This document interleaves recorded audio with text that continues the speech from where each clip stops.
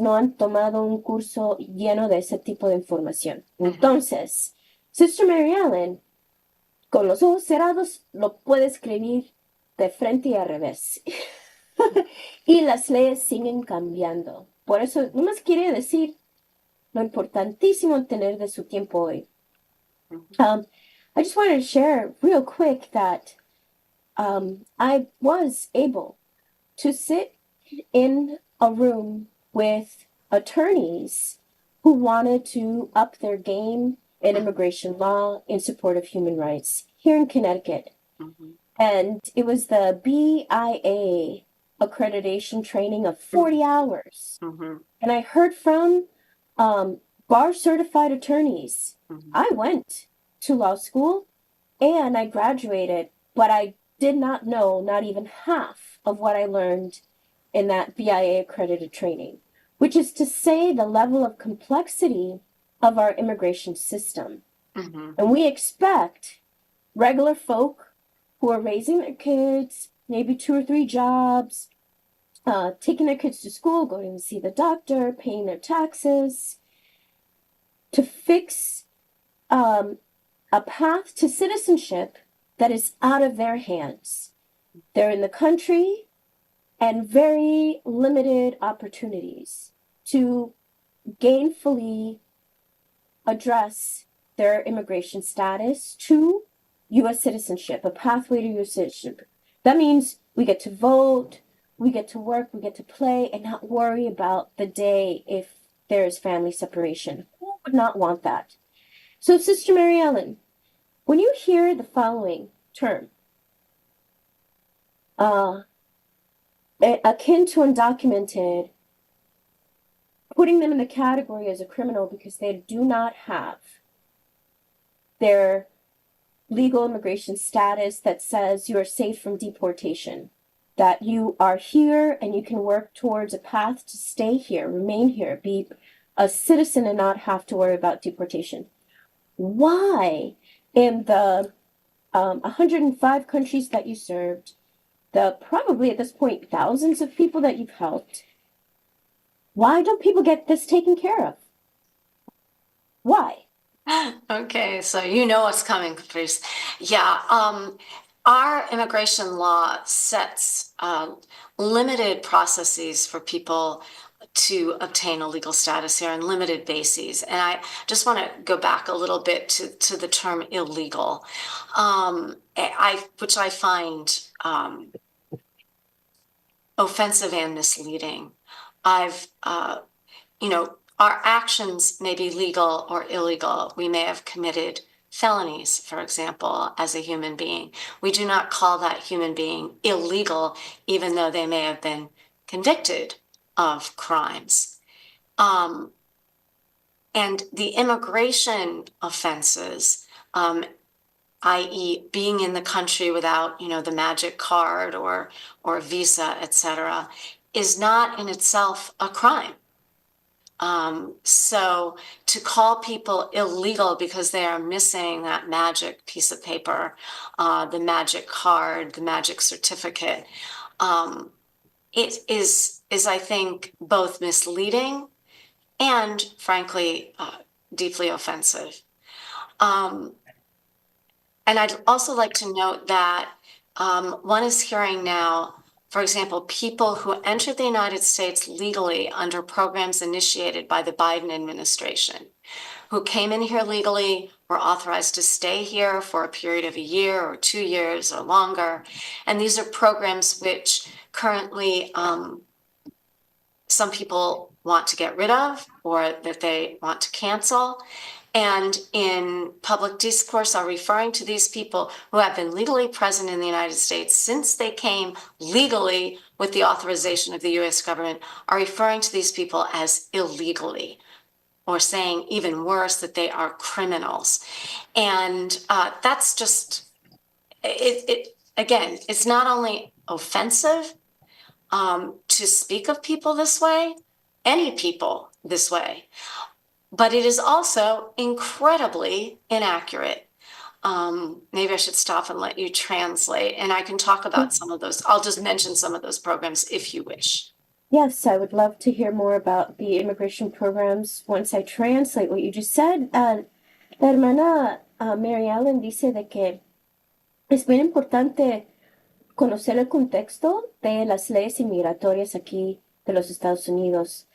Hay algunos procesos que son bien limitados y hay también un sentido de una gran ofensa cuando gente usa el término ilegal, cuando se están dirigiendo a personas que por varias razones no tienen algún papel.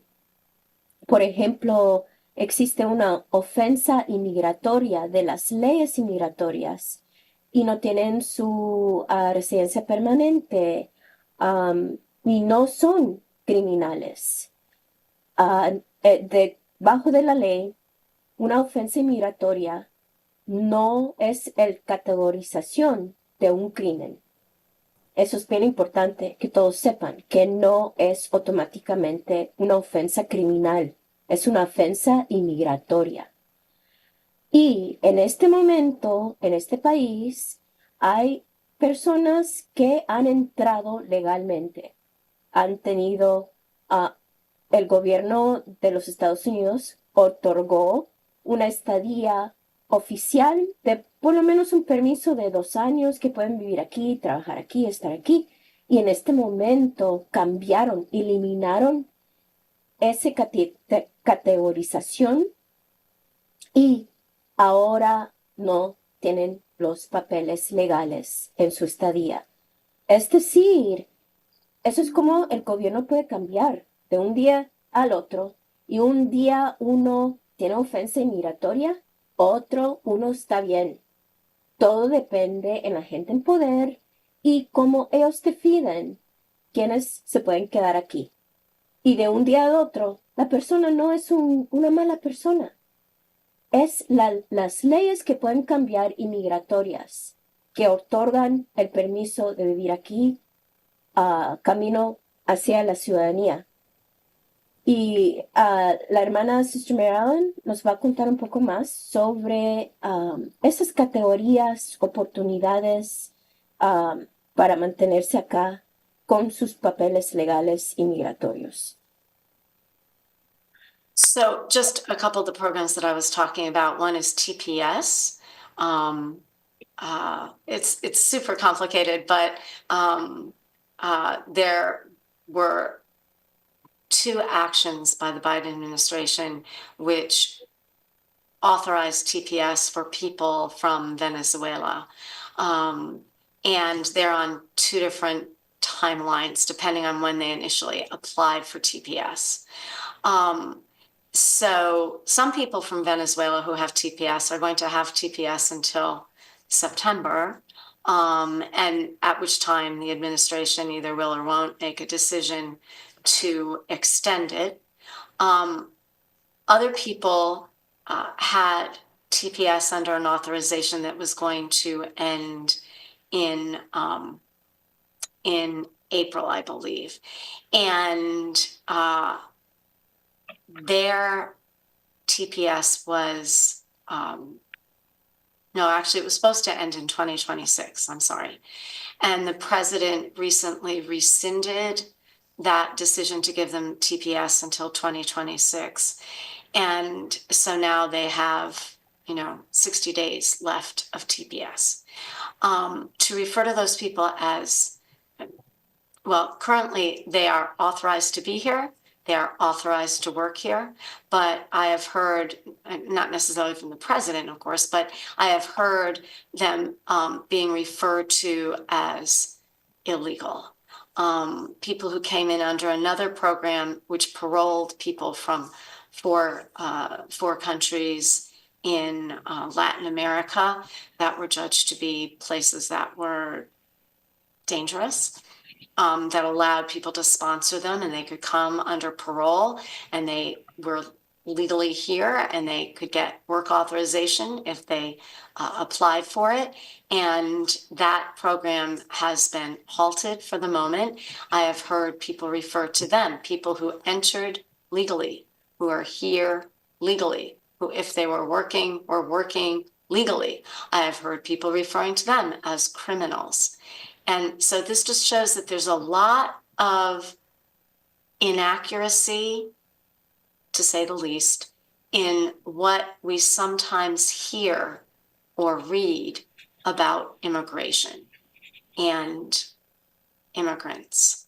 And with what you just said, sister, I stop and question, is that code? Is that a code to discriminate and be racist and dehumanize another human being by being able to limit their rights as a human and posing that they are then criminals?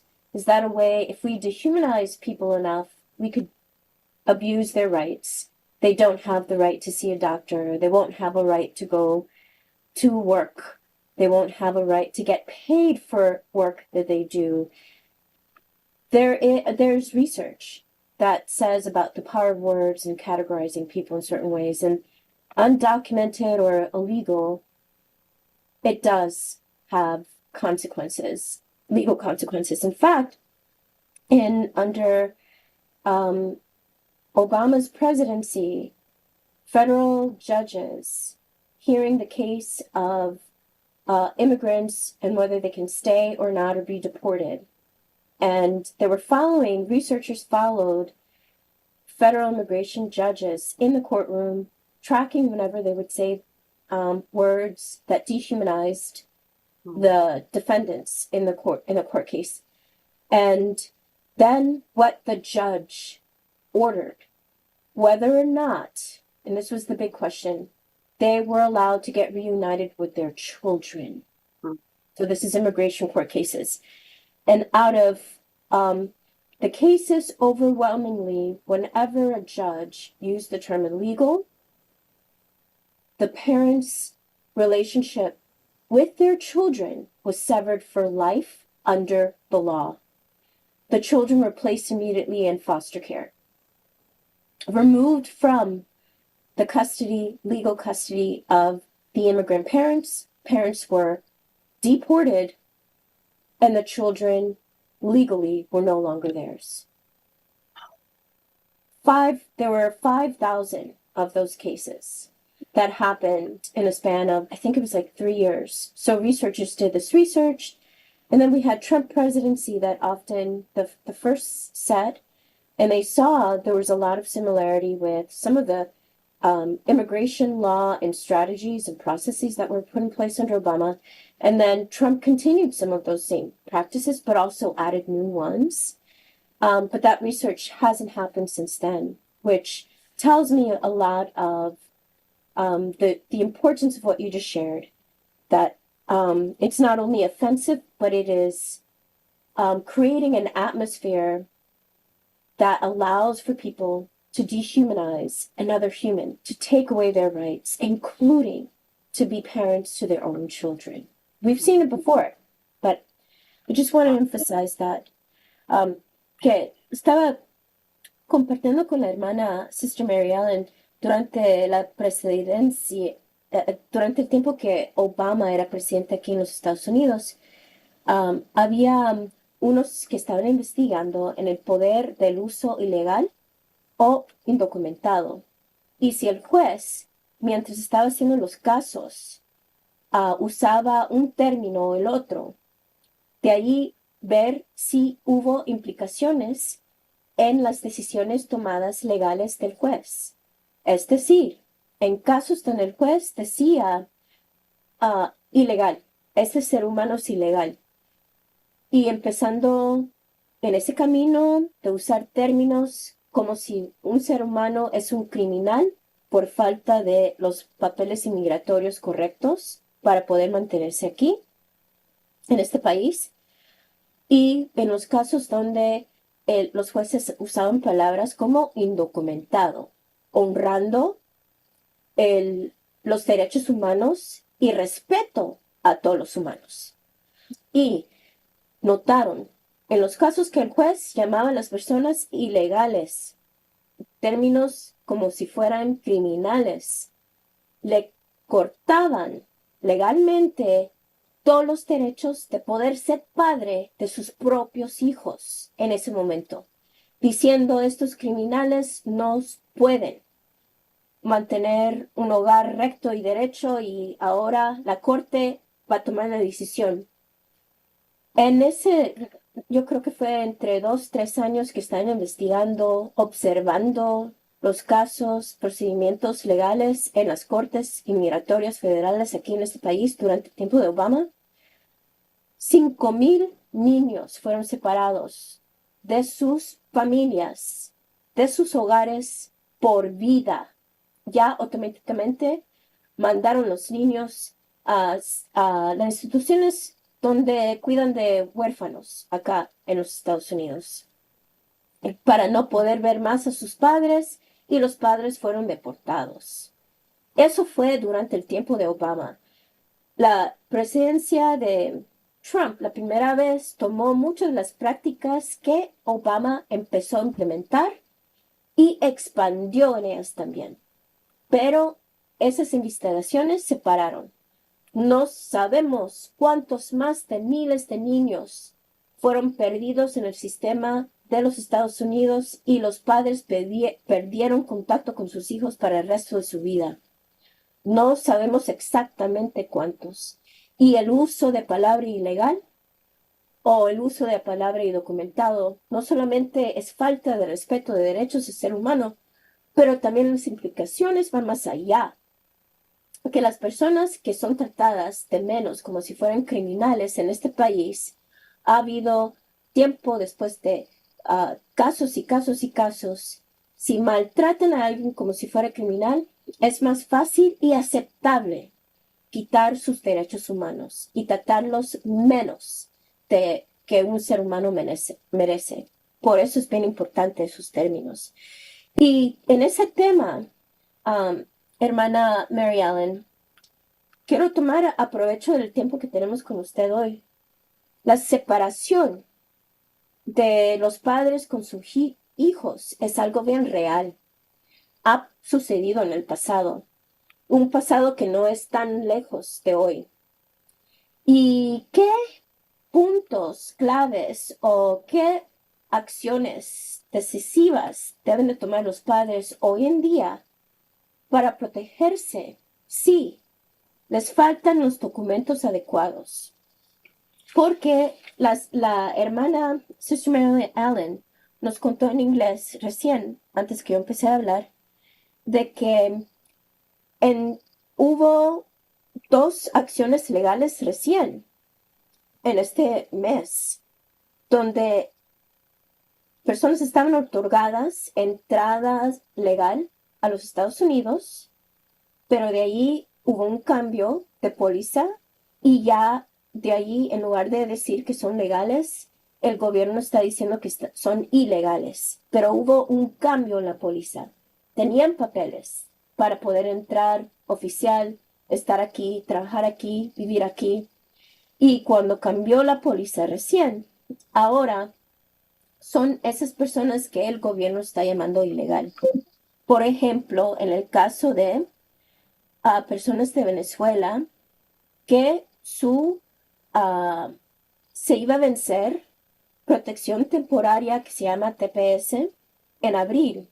En 2026 se iba a vencer y ahora se vence en abril con el cambio de un lápiz o lapicero. Y de ahí también otro grupo de venezolanos que por ahora, si su caso iba a estar por vencerse en septiembre, todavía esa categoría de TPS no ha cambiado. Si ya sabían que el año pasado que se iba a vencer en septiembre de este año, todavía sigue en marcha esa fecha de vencimiento. Pero son ejemplos de cómo el sistema inmigración cambia de un día al otro, dependiendo en la política del día. Pero sí, so Sister Mary Ellen, can you share with us when I shared about the forced severing legally parental custody of children and through immigration court cases. And there was actually part of the research was the only law that was broken was immigration law. Outstanding citizens, paying taxes, very few even had traffic tickets. Just the level of detail that the researchers went through. And so there are families all over the country and here in Connecticut that fear the real possible separation of out of their communities and also with their children to possibly have a really difficult time in seeing them again.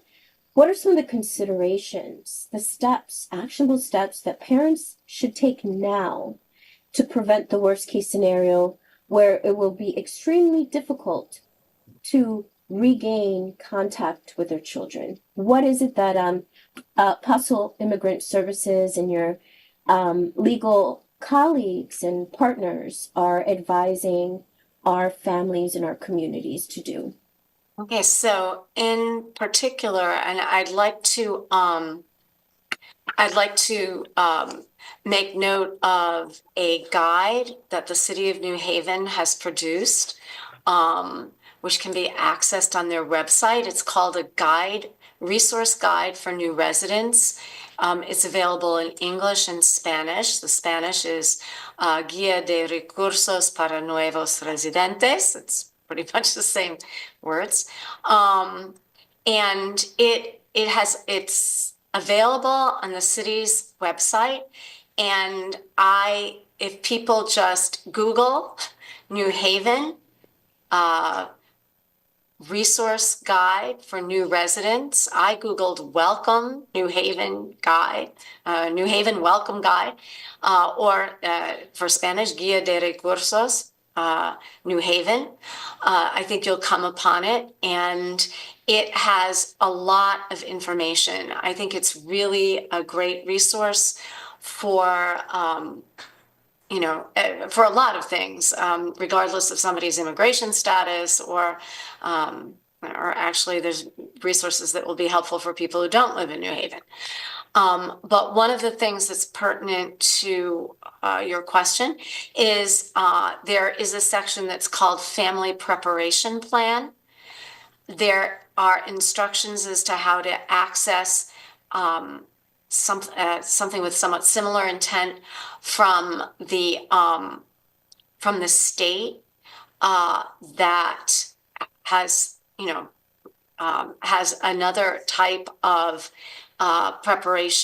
family preparation plan, and which will give a link to a document called a standing guardianship order.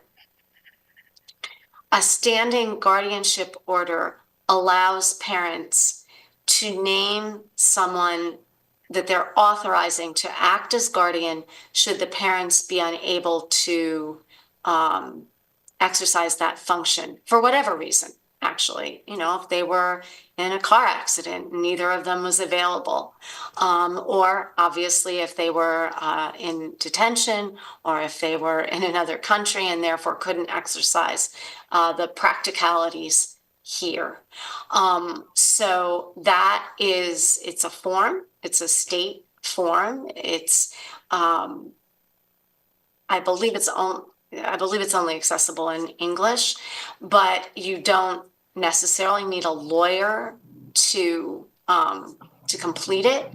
What you need is the signatures of both parents, as well as, the information of a person whom you would entrust with that responsibility of caring for your children and being able to do things like apply for a passport for them. So I want to point that out. There's a lot in the city's guide, covering a lot of ground, useful for people who are new to the city, or some of us who've lived here quite a while. But it's particularly looking at, they've got a number of sections that's really good for immigrants. Beautiful. Including the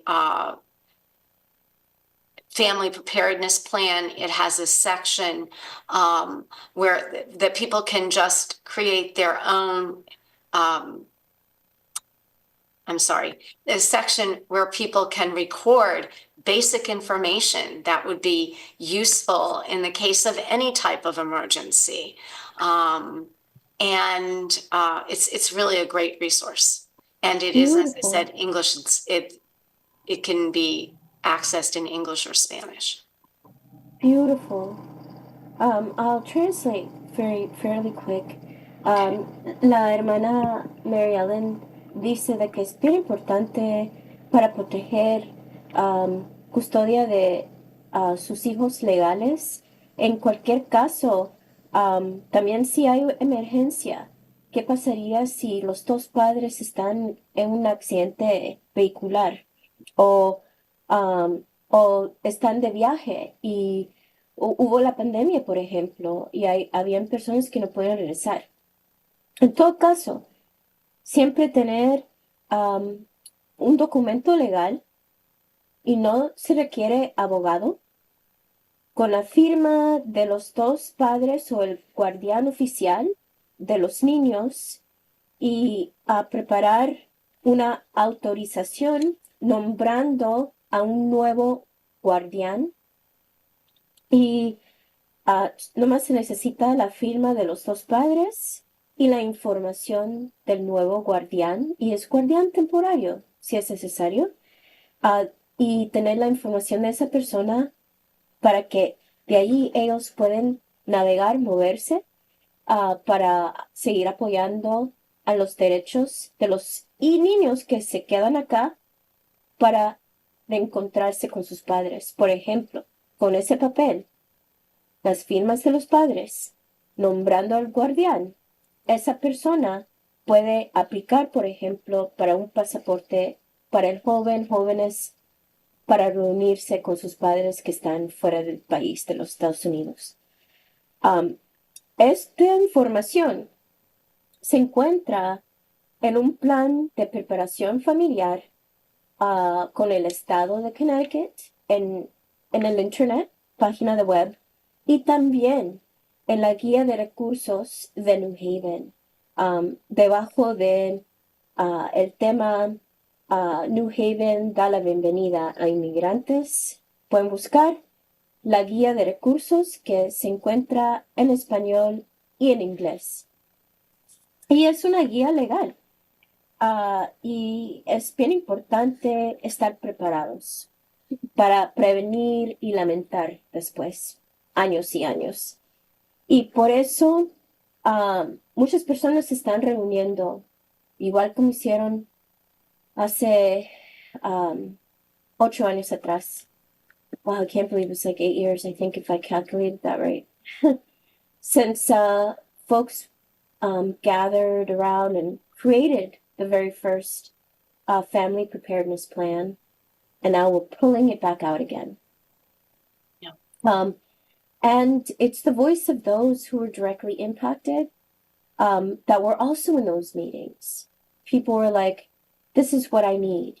Can you give us advice? Can you support us? And the legal minds and hearts of New Haven, I was there in some of those meetings, came and said, yes, this is how legally you would have to navigate these spaces. And it's really important for people to know, Sister Mary Ellen, you are an act of love. So thank you for being an act of love, and all of your colleagues. This is what it means to be our best and highest self as human beings. How can we show compassion? And I've been in situations, and I personally still have to let go of what I believe is my truth. But in the end, am I being compassionate? It's not about winning in the side of opinions. I'm right, you're wrong. It really is just calling for, forget about the politics, forget about what side you're on. But are you on the side of compassion? That's it. It doesn't even matter what people's political affiliations are. So just thank you and your colleagues for being on the side of compassion. Well, you're very welcome. And that is very true. It's unfortunate that we are in a moment where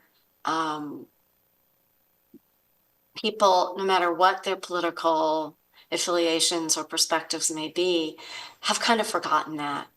And it is true that we may have serious disagreements about what are the best ways to achieve a good community for everyone. What are the best ways to achieve opportunities for flourishing for everyone? We might have different perspectives on economics, about which I know nothing, but there's a certain thread of human dignity and the kind of, as you said, compassion, the acknowledgement of the dignity of everyone. And it seems we too quickly in these days fall into us versus them. And I say that about, it's a temptation for any and all of us to do that. I think, es muy importante de recordar siempre que no es nosotros contra ellos. Cada uno es una persona, un ser humano digna de compasión y de respeto y esto es más importante que los lados que escogemos. I think we would all be in it's difficult when we have very different opinions and visions. It is difficult to get away from the negativity and the violent speech, frankly, of that's sometimes so easy for people to fall into on social media and sometimes just on regular media. But yeah, we have to take to heart everybody is a human being and worthy of some base level respect and dignity that I'm going to accord them. And maybe they'll give me a chance to listen. And, it may be that I think, wow, this person is completely wrong. And what they want is, I completely reject for good reasons. And I leave us with this question, and I love your response to this following question. Why don't people just do it the right way? Yeah, okay. It's your turn. Get in line. If it's so horrible, the situation of not having your legal status and what our government says, why don't people just get in line and do it the right way? Many then follow by saying, well, my grandparents did it the right way. Why can't you? So what's your response to that, Sister Mary? Right. My father did it the right way, which I guess he did. He became a citizen. Well, my response, Caprice, it's that for many people, there is no line. There has been no line. Right now, there's no plan for a line. And I'll say that in our history, multiple times, the government of the United States, the last time under President Ronald Reagan, okay, a Republican president, the government of the United States looked and said, wow, there's a bunch of people who came without a line. And it is crazy that they are operating kind of in the shadows. And so we're going to give them a chance. We're going to make a line for a brief period of time.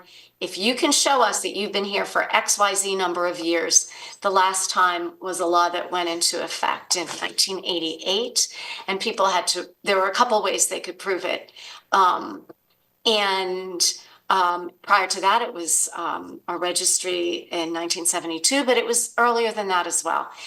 And the recognition that if people have been here a whole chunk of time, and each time, of course, there were limits. If people, there were restrictions, depending if somebody had serious criminal history. It wasn't like it was an ordered process, and it allowed people to obtain their green card, to become citizens, and to continue doing what they'd already done, which was contributing to the communities and the country in which they've been living. So, that registry law could be activated again. I've heard a study that nationally, the majority, the average amount of time, and that somebody who currently does not have a legal immigration status has been in the United States is 10 years. I have met people who've been here much longer than that, working, paying taxes, not having any criminal record, and their children are here. They have often, as immigrants are more likely to open a business, some of these folks have their own business. They are completely positive influences on our communities and our government, and on their families and everything. So right now, a lot of those folks, no line. But there is the potential of a line, and we ought to help people get in line. So thank you for those poignant words and helping us navigate really quickly the complexity of the immigration system. And so what I'm taking away is, with a pen of compassion, people that people deem as illegal or undocumented, with a pen of compassion, can live and not have fear of raising their families here, of contributing and going to work, and being able to live in greater harmony here in Connecticut. And with that very same pen of compassion, we can forge forward together. And I do want to pinpoint, we did talk about English and Spanish. There's a misunderstanding here in Connecticut of the disproportionate number of Black immigrants that get caught up in the immigration system, the incarceration immigration system, because often you first get incarcerated, make money for the private federal immigration detention centers, and then you get deported. So there's also a money-making scheme here, and Connecticut, our Black community, is also harmed. My father was a Black man from Guatemala, and we benefited from Reagan's amnesty, producing one individual who ran for U.S. Congress under the Republican Party in my family, which is extraordinary. And so, which is to say, Reagan's compassion allowed for my family and I to call the U.S. our home, and that is all we've known. And so I know the compassion of Connecticut, New Haven, and the United States, and I think it's time we remember. And thank you, Sister Mary Ellen, for reminding us. My pleasure. It's good to be with you. Good to be with you, Caprice. And to all our listeners, Yes. you can find Apostle Immigrant Services. Pueden encontrar servicios para apoyar a los inmigrantes apóstoles ubicados aquí en New Haven.